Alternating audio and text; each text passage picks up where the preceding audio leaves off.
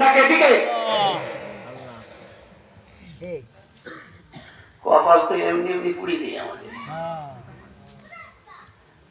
কপাল খালি খালি করে না। কোরআন হাদিসের কথা শুনে এদিক ওদিক তাকায়, তার কারণ কি জানে?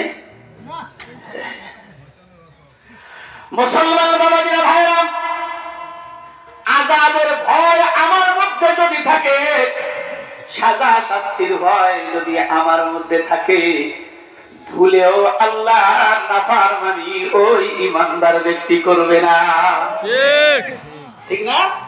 যদি কোন ব্যক্তির মধ্যে আল্লাহর আযাবের ভয় থাকে, কবরের আযাবের ভয় যদি থাকে, সাজা শাস্তির ভয় যদি থাকে, জাহান্নামের ভয় যদি থাকে, জাহান্নামের আগুন মাবুদ সইতে পারবো না,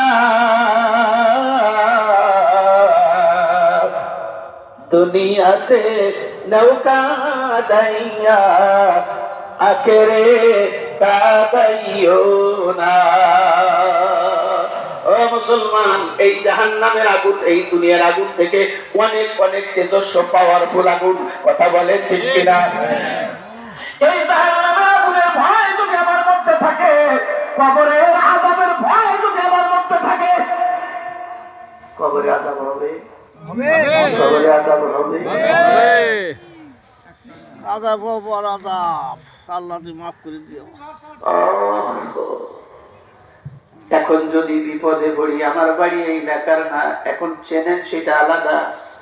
বিপদে পড়ে যদি এখানে অসুস্থ হই, টাকা লাগে, পয়সা লাগে, হাসপাতালে দিবেন।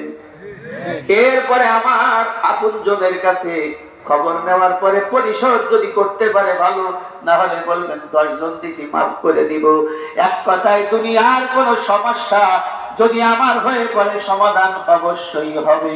কিন্তু দোস্তরে, দুইটা চক্ষু বন্ধ হওয়ার পরে কবরের ভিতরে যদি সম্মুখীন হই আযাবের, ওখান থেকে পালাবার কোন রাস্তা তরিকা নাই। ও মুসলমান, বলার কোন ক্ষমতা নাই, রাস্তা নাই, আপনজন বলতে কেউ নাই, শুধু আমি একা একুত্ত কবরের মধ্যে থাকবো।